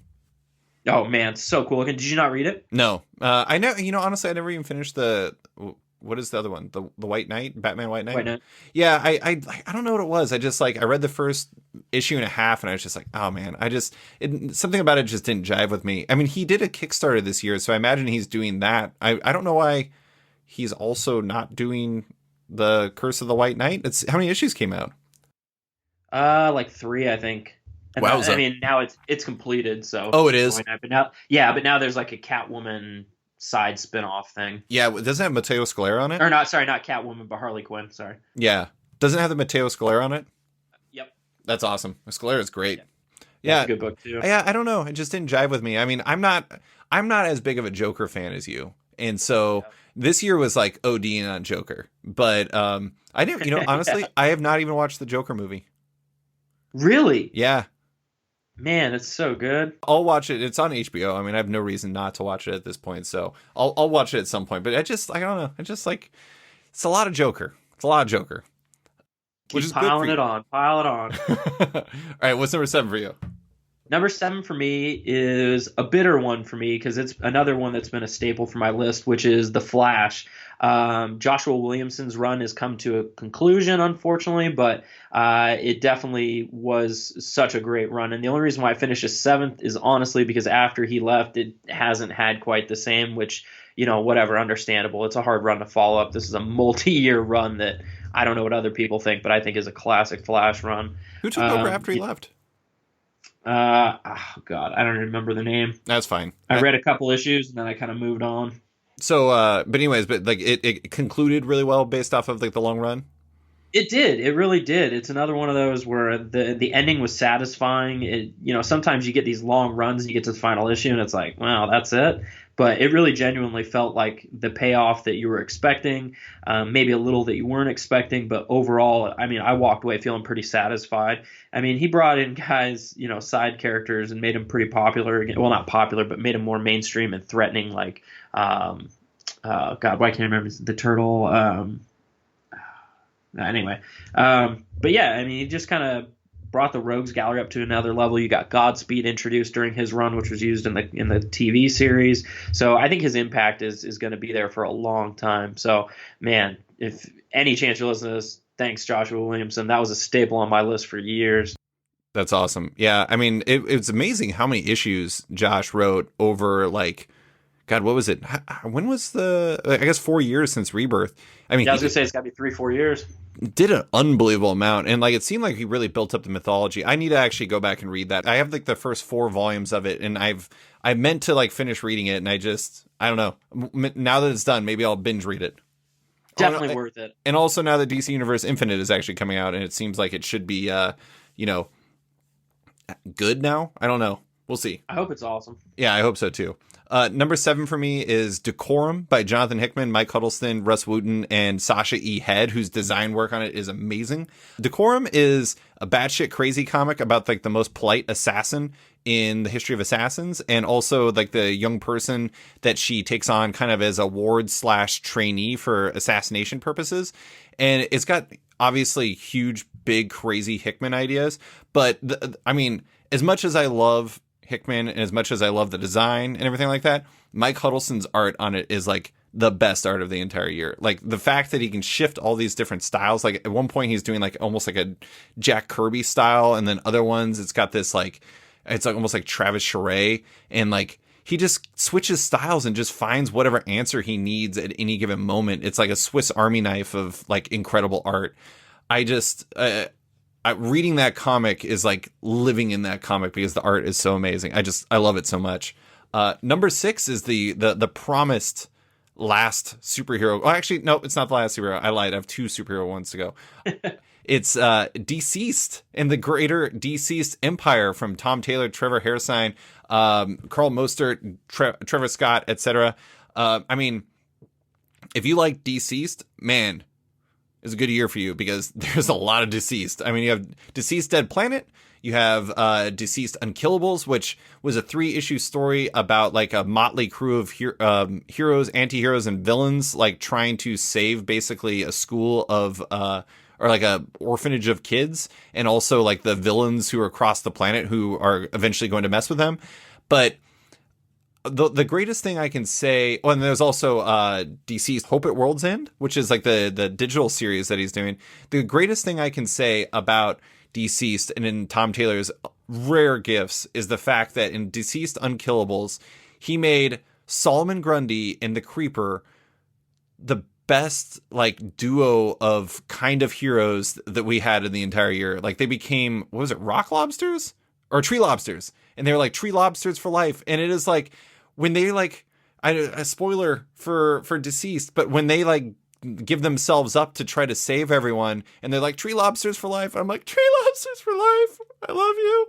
Please don't die, Solomon Grundy and the Creeper. It's beautiful. I love it. And Hope at World's End is amazing because they're all these like little short stories that I just work off of different sections of what's going on in this larger world.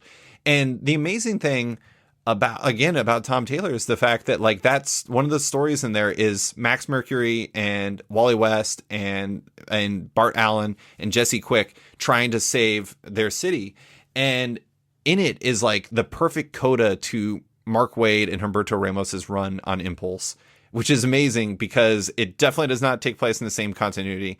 I don't even know. I mean, like it's just doing its own thing, but it is like the perfect coda to this story. And like Tom Taylor is like amazing at destroying everything while simultaneously building constantly. And it's a real rare gift that he has. I love it. I love Deceased. What do you got for 6? For number 6, I have Donny Cates, Nick Klein's Thor. I have really enjoyed this book. Thor, Herald of Galactus goes wild, and now you've got him bringing back in Donald Blake. Donald Blake is so freaky. Yeah, super freaky. But man, what a great book. Like, the whole cosmic Thor thing was a lot of fun because it was a big difference from what we'd had recently.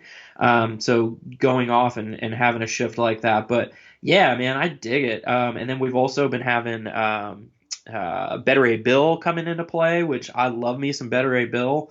So overall, I mean, great book. I mean, Donny Cates honestly has just been killing it this year, in my opinion. Nick Klein, though, what a guy. I mean, that dude's a killer. Dude, what art, man. What art. He makes such a badass Thor. Yeah. And Matt Wilson color him is so good, too. I mean, it's just, it's like about as good as you can possibly ask for from superhero art. I love it. Yeah, it's fantastic. What do you got from 5? For number 5, I actually have Hickman, Yu, and Asfar's X-Men. Much like yourself, I thought it was a great book, but I really also completely agree that the Ten of Swords books were just not that great. And so it kind of put a damper on things. I felt like a lot of what we had going on there was kind of put off to the side to do that, and I didn't think it was really worth it. But overall, that's kind of how I felt about Ten of Swords to a degree in general. But overall, I mean, Leinil Yu and Hickman together, I've said this a million times, like a dream team for me. So it's hard to not enjoy what they're putting out because it is great stuff. I love the way they've kind of changed the dynamics with like the Summers family. And clearly it seems to be that there's like a polyamorous relationship between like Jean, Scott, and Wolverine. Like, this book has gone wild, but in a great way. You touched on issue number 4. I also agree. That was a great issue. Like, such a cool, like the vibe of them just coming into there and everybody just looking at them being the center of the whole thing. I just felt like the gravitas of that was put across really well. But yeah, just great book. You touched on a lot of the points that I had, but great book. Just couldn't make it to the top 10 or top 3. I forgot one issue that I really loved from this year from that book was the Crucible one, where it was like about Kurt, Nightcrawler and Kurt like coming up with a religion, but also the Crucible that people go through so they can get their powers back. I mean, I'm trying to remember which Guthrie it was. The younger Guthrie, I think, who was trying to get her powers back. What's that? Oh, no. Yeah, you're right. Yeah, and it was like her fighting Apocalypse, and like that's a sword fight. I'm pretty sure they fought with swords. Fighting so she can like reclaim her mutantness. There's a lot of really interesting stuff that's done in there about like religion and faith and belief in what they're doing at Krakoa. I don't know. I mean, like it's not as intense as like the early stuff was for House of X, but there's still a little like unsettling nature to some of this stuff too. Number 5 for me is, now it's the last superhero book. It's Superman Smashes the Klan from Jean Luen Yang, Guri Hiru, and Janice Chang. And this book is it's a adaptation of like the 1940s radio serial that was about Superman, and it is, well, about him smashing the Klan. But it is like an incredibly charming comic that. The thing, in a lot of my stuff in the top 5 that's interesting is some of it I feel like is in there. Like I was really looking for stuff more than being fun. It was about hope. It was about like hopefulness. And Superman Smashes the Klan, like thematically, a lot of it is about like, you know, having empathy in your fellow man and like being understanding of people and stuff like that. And it's all told through a prism of a really charming story about Superman and like these like young and like. Jimmy Olsen teaming up with this young girl to like kind of investigate what's going on with all this stuff. And it's really well done and it's super fun. It's funny. It's like an all ages comic, but I really think that like if anybody wants to both understand Superman, but also read a comic that is meant to like inspire people, Superman Smashes the Klan is about as good as you can possibly ask for. It is so well done. I gotta read that. Number 4 is my most significant cheat in the history of this conversation between us. It is unbelievable. Not only am I not doing just one comic, I'm doing an entire line for number 4. It is the Hill House line. I mentioned that was brought up by Chris Burton. And here's the hilarious thing. With deep apologies to one comic, I'm including 4 of the 5. I mentioned earlier how art doesn't, it's like sometimes if art doesn't totally work for you, it's like not going to work for horror. There's one comic, as much as I love Kelly Jones, sorry, Daphne Byrne, it just didn't hang with the rest of the stuff in the line for me. But the 4 comics that did make it, specifically The Dollhouse Family from Mike Carey, Peter Gross, Vince Locke, Chris Peter, and Todd Klein, Plunge from Joe Hill, Stuart Immonen, Dave Stewart, Darren Bennett, Basket Full of Heads, which I think you would love. It's Joe Hill, this artist named Leo Max, Ricardo Labella, Dave Stewart, and Darren Bennett, and then the Low Woods from Carmen Maria Machado, Danny, Tamara Bonville, and Steve Wands. They're each like different types of like horror comics. Like the Dollhouse Family is like basically this family that's been haunted for generations by like effectively a demon, and it's about like this woman trying to get her family extracted from it. And then Plunge, which is about like these like ancient alien type things that get trapped on this island in the middle of like of the Pacific Ocean, and it's about like this researcher from Alaska. Anchorage is actually in it, and this crew trying to, well, first they're trying to recover this thing, and then they're like, it's kind of like The Thing, where they're like, we can't let this thing escape, and it's about them having to deal with that. But it's also Stuart Immonen just absolutely slaying it, and Joe Hill doing amazing stuff. Basket Full of Heads is like I don't know how you describe it. It's kind of like it's got like 80s slasher movie vibes, but it's also about this young woman who's trying to save her boyfriend from these like horrible people who have abducted him. And it's just about her going on this like attack spree with like this ancient Norse axe that is super badass, and it takes place in Maine during this like horrible storm on this island, and it's just amazing. And then the Low Woods is like this team up between these 2 young women who are trying to basically like figure out what happened to them when they had this missing evening, and like trying to figure out what's going on with this town that they live in Pennsylvania that is just like basically there's like monsters everywhere, and there's like water that erases memories, and it's just like a lot going on, but it is like super haunting, and like the friendship at the core of it is really beautiful. And they're all like unique horror stories, but they all work so well, and it's because the character stuff is so great. You may not even think it's scary, but they're just really, really well done stories that alternate between like, scary and funny and like action packed and just beautifully done. I love that whole line, and it's amazing. I mean, honestly, it's so well done. I kept trying to think of a way to get all of them on there, and I was like, I'm just going to cheat and make them all number 4. Whatever. I do what I want. What do you got for number 4? It's not like the rules have ever meant anything around here anyway. Yeah, whatever. We do what we want. Yep. Number 4 for me is Daredevil. Nice. Chip Zdarsky, Marco Cicchetto. Keketo, actually. Keketo. I know you said it right earlier. Yeah, a great book. I mean, I just like the whole philosophical dilemma that's run throughout the whole book on, should he pay the price for it? What impact does that have if he does or does not? Like, I've really just enjoyed that whole internal battle that he's had. You mentioned the Stromwinds, who are just evil, evil, evil assholes. And then, obviously, I don't want to say it because it just happened, but that turn at that last issue was like, so good. Oh shit, that's gonna be awesome. And that design was so good for that costume. So cool. Yeah, I mean, you touched on a lot of it again, but it's such a great book. The art is phenomenal, and just again, the philosophical undertones did a lot for me, where it's like I can see both sides of things, and that's a great philosophical argument to have. That issue where Wilson Fisk goes to have dinner with the Stromwinds and all those other people, and basically they're just like negging him repeatedly, and he's like, I'm gonna kill something, and then he like goes to a bathroom and like kills the dude who was like negging him, is like one of the most intense Marvel issues I can remember reading. It's just saturated with like awesome tension.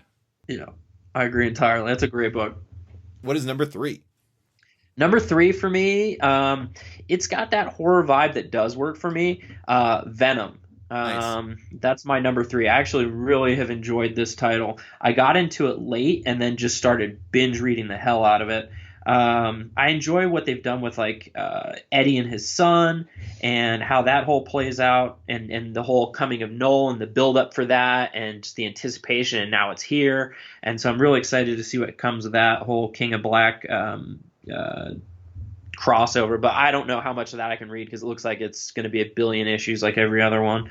But I'll read Venom and I'll read the main one. But yeah, the other 76 million quadrillion are just going to have to not happen. It's just too much, man. Like, it's so funny. I remember back in the day being like, people who complain there's too much are just people who don't want to take the time to read it. Now I'm like, man, now I get it. I will say there's actually more comics being produced today than there were back then. I mean, maybe not. It's dropped a little bit because of the pandemic, but at the same time, like at its peak, there were way more comics being produced. So that makes sense. I mean, when Marvel's releasing like 120 issues a month, which they're not doing anymore post-pandemic, it's hard to keep up with everything. It's impossible. I'm pretty sure every book ties into this crossover, it seems like. It kind of bums me out that Sword's doing it. Is it really? I mean, it's space, though. I guess that makes sense. Yeah, I mean, like the first issue doesn't, and then the second and third ones do, and I'm like, oh man, that's gonna be tough. Like, I wonder if they're gonna lose readers because of that, but I don't know. We'll see. Number three for me is a comic called Dragon Hoops that is a graphic novel from, again, Jean Luen Yang and Lark Pien, and I think you would really enjoy this book. It's a story about Jean Luen Yang himself, who at the time was coaching or was teaching at this high school. And it was like he became really fascinated with like the high school basketball team that they have there, because it was like it's Bishop O'Dowd High School, which is like apparently a very notable high school for basketball in California. And they actually have like Ivan Robb was on it, who was actually I think like a top 15 draft pick in the NBA draft, and he's like an actual character in the book, and it's about Yang, who is not a basketball fan by any means, or wasn't at the time, following the team for the entire year and telling the story of them as they try to win the California State Championship. And it's really, I mean, it's like, as a basketball fan, it was awesome because it's all based in reality. And like at one point they like play a team that has like Ben Simmons on it. Or it's like Jean Luen Yang sharing the intimidation of seeing Ben Simmons, like the greatest player in that high school season, play against his team on like ESPN. And it's just like, there's all these characters that show up randomly that are actual basketball players that are really cool. And anyways, but the whole thing, it's just like, it's one of the best sports comics I've ever read. It's also simultaneously telling Gene Yang's story as he decides to move on from teaching to focus full time on making comics, because he's doing some stuff for DC, like doing some Superman books and stuff like that. It's interesting. It's like, it's a perfect combination of my love of sports and comics, both in the sense that it's telling stories of like the industry of comics, but also the fact that it's a great comic by itself. But he worked on it for like 4 years, and it's so deeply researched, and it's also like tells some like of the history of basketball stuff I didn't even know. And I've read so much about basketball, it's like not funny, but it's really well done. Plus the book itself is designed to look and feel like a basketball, which is amazing. Really? Yeah. How did they do that? Just the texture of the ball? It's got like the kind of like the bubbles that come out on a basketball, you know? That's so cool. Yeah, it's really well done. I mean, like the production value on it's amazing. Number two for me is really, honestly, one of the funniest comics I've ever read in my entire life. It's called The Loneliness of the Long Distance Cartoonist by Adrian Tomina. And it is like, basically it's a guy who's been making comics for his entire life, who's loved comics for his entire life, sharing very self-deprecating, very funny comic strips that he made of himself telling his story as a cartoonist, where he like recounts stories about like going to signings and like nobody showing up, or like one time where he was out with his wife and their daughter was losing her mind and a fan comes up. All these different things are like coming together to like form a boiling point until he like yells at this old woman who keeps telling him to spank his daughter. And instead of saying something rational or normal, he just screams, "I'll spank your ass," at her. And they're all like real stories of things that he did. It's really interesting because the whole book kind of in a lot of ways makes making comics seem kind of miserable. And it's always done in a comedic fashion, and it's always done in a very self-deprecating fashion. But the interesting thing is like you go through this whole story, and then at the very end, you get into the inspiration of why he does these things and why people who make comics do these things. And so it's both like a really poignant and smart book in the way that it does that, but also throughout it is so funny. It is just absolutely hilariously well crafted, and it's just, I don't know, I've never read a comic like it, and I already really loved his work, but seeing him make fun of himself and seeing a cartoonist make fun of himself in such a way is just like honestly astonishing. I loved it. It's so good. What is your number 2? My number 2 is Batman by Tinian, Gillen March, Jimenez, Tony Daniel, and a litany of other artists. But yeah, great book. I really enjoyed all the stuff that was going on with the designer, and then obviously the Joker War, and now we're moving into stuff with Ghostmaker and Clown Hunter and all the fallout from that. I think Batman's another one of those books that DC's done a great job of keeping like consistent good talent on. And Tinian, if I remember right, he's a disciple of Snyder, right? Yeah, I think they were kind of buddies coming up. Or I mean, Tynion kind of came up from like he was friends with him and everything like that. Okay, yeah, I thought so. I thought he was from his coaching tree, if you will. Yeah, so I mean, I just think that the pass of the baton there has been phenomenal. I really love the Joker. I know you said this has definitely been a Joker overdose year, and it has been, but man, I was happy to OD. And then, you know, stuff like Punchline and characters like that coming out, or like I mentioned, you know, Ghostmaker, Clown Hunter. I think he's just doing a good job of like pumping out new characters that actually feel fresh and that are actually pretty fun. Clown Hunter, I'm still not convinced on, but and the other ones are pretty sweet. But overall, just a great fun book, and the art teams on it. You know, Gillen March used to not be an artist I really appreciated, but I've actually grown to really appreciate his art style. Yeah, as it comes to Batman books, I've really grown to appreciate him. So yeah, Batman. What I've heard about that book is it's like a kind of throwback, like it's got some 90s energy to it, both for like the new character creation, but also just like it's just an action book. It really is. It's just a pure on action book, and it's a blast. It doesn't take itself too seriously or, you know, whatnot. It's a badass book. I love it. I have honestly no idea what number 1's going to be for you. My number 1 is Amazing Spider-Man. Nice. By Spencer Ottley and Patrick Gleason. I have absolutely loved this book. Absolutely loved it. The whole build up to Kindred. Again, this is another book that's done the whole long form storytelling way perfectly. You know, building up to this whole Kindred thing and how the reveal in the last couple issues. I won't say anything just because I don't know how far behind people are and whatnot, but the last couple issues have had some brutal fights, and the most recent issue in this last Remains arc has just been out of control. Like, I think it was the one they joked that Otley should have done, but he didn't because it's just so violent, and instead you had Bagley on it, which was just as good. I love me some Bagley. But yeah, overall, I mean, just great book. Absolutely great book. I wasn't sure how I'd feel about the Spencer Spider-Man, but the more I thought about it, the more I thought about his run on with Boomerang. What was that? Foes. You love Superior that book. Foes of Spider-Man. Yes.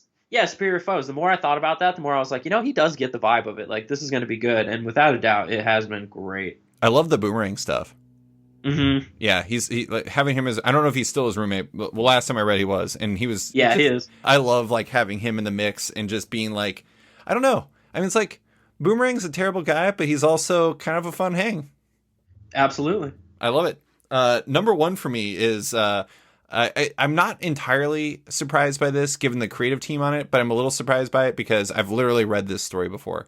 It is an adaptation of Kurt Vonnegut's Slaughterhouse-Five or The Children's Crusade, graphic novel adaptation by Ryan North and Albert Montes. And it is, have you ever read Slaughterhouse-Five?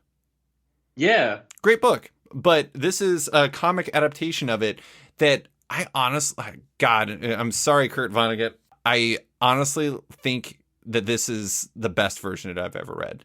It is really, it's astonishing. Like Albert Montes is like an incredible artist in the way that they realize this story visually, and like it's like almost has like meta layers on top of the meta layers that already exist in the book. But it also was another one that I kind of feel like I read at the right time. It was like, I think I read it right before the election. And reading it and like the hopefulness in like some of the characters and like some of the stuff that's said about like, I don't know. I mean, it's not a hopeful, it's such a fascinating book, but I mean, it's just like, it's so well done, and it like kind of hit me in the right time and for the right reasons. and the art is beautiful and it's paced so well, and Ryan North does an amazing job of adapting it. But like when I read it, I was just like, I put it down at multiple times where I was just like, I can't believe how good this is. This is just staggeringly good. And it also helps that it's a Archaea production, which is like a side of Boom that does like really, really, really nicely produced hardcover books. But the book itself is just so well done. It's like a star-making turn for Albert Montes, someone who's been successful in, Spain for a long time, but now is like, I hope everyone realizes he's absolutely one of the best artists in comics, and it's just really good. I mean, honestly, like if you like Slaughterhouse-5 and you're, interested in seeing a different take on it, it is just tremendously well done. And if you've never read it because you're just like, I don't want to read this crap because I don't like reading books, well, I have good news for you. There's a graphic novel of it, and it is equally good at the very least. I just love it. Like I said, I wouldn't have expected at the beginning of the year that my top comic would be an adaptation of a Kurt Vonnegut novel, but there we are. It is so well done. I mean, it's funny because like most of the time with number one, there's like some movement. Like last year there wasn't because Hoxpox. I mean, it's just that's going to be what it's going to be. Mm-hmm, without a doubt. But with this one, like as soon as I finished it, I was like, this is my favorite comic. It's just what it is. And I very rarely have that level of certainty when it comes to this type of thing. And I just knew it was going to be it. And there it is. But yeah, big weird year, but also a really good year. Brandon, thank you so much for coming on to talk about our 20 favorite comics, the ones that almost made it, the ones that didn't, and everything else. I appreciate you taking the time. Yeah, thanks for having me back. It's my favorite episode of the year. Yeah. Thanks for listening to this week's episode of Off Panel with my pal Brandon Burpee. You can find him on Twitter at Brandon Burpee and on Instagram at @VinylBurpee. Love Off Panel and want to support it? Subscribe to the podcast on Apple Podcasts today and give the show a rating or review while you're at it, but 5 stars only. You can also support the show by backing it on Patreon. Find the show at patreon.com/offpanel. And when you back it on there, you get early access to each week's podcast as well as weekly content and more. Want even more? Subscribe to my subscription comic site Sketched at sketch.com for long-form articles, interviews, and the rest of the site's content and its members-only forum. You can find Off Panel and Sketched on social media by liking it on Facebook at /Sketched. That's SKTCHD. Follow on Twitter and Instagram at @SketchComic or following me at @SliceFriedGold. Big thanks to all my existing patrons, including Megan Marsden, Brandon DePillis, Patrick Brower, Declan Shalvey, Dan Garino, Josh Williamson, Adam Freeman, Ben Wild, Brian Klein Q, SB, Antonio Offen, Nick Bennett, Daniel Whitfield, Scotty Young, Susanna Polo, Jeff Weira, Reed Hinkley Barnes, Mario Tiambang, AbductedTheComic.com, Andrew Carita, Matt Mahoney, Charlie Chu, Stefan Hall, Pensacola Pop Comics, Kim Esslin, Philip Myra, Christian Shelton, Kenny Porter, Chris Pacello, Torrin Grunbeck, Fuzz Bubbles, Christopher Todd, Transmitter Down, Waltz Comics and Books, Carl Mizell, Danny Ollie, Paul Slates, Akil Wilson, Alex Dimitriopoulos, Terry Dodson, Liana Kangas, Keegan Ray, Wesley Giff, Sean Kirkham, Alistair Ross, Julio Anta, Brett A. Schmidt, Jason Goodmanson, Paul Ryanwan, Vita Ayala, Tara Ferguson, Dave Slusher, WMQ Comics, Akil Kokachi, Phil White, Sean Pinello, Ken Heidelman, Philip Seavey, Al Ewing, Ryan Alcock, David Kelly, Rob Wilson IV, Nick Polito, Odin McCready, Brandon Fletcher, Gary Maloney, Jonathan Nilsson, Matthew Groom, Jason Massey, Adam Bogart, Matthew Taylor, Nick Patera, Jacob Sorelli, Ford Gilmore, Dave Baraldi, Nick Hall, Bjorn Basin, John Hendricks, Steve Anderson, Ian Maxwell, Cliff Chang, Benjamin Shipper, Colin McMahon, Chris Palmer, Scott McGovern, Nathan Fairbairn, Kat McKenzie, Adam Highfield, Fiona Staples, Chris Halloran, Mark Abnett, Mike Murphy, Michael Shirley, Tom Barnett, Jim Demonakos, Norbert, Nick Lowe, James Kaplan, and Mission Comics and Art San Francisco. You guys are all the best. Quick thanks to Upright T-Rex Music, who wrote and performed Off Panel's theme song just for the show. Check out their music on Spotify because it's completely delightful. Thanks for listening, and tune in next week for another episode.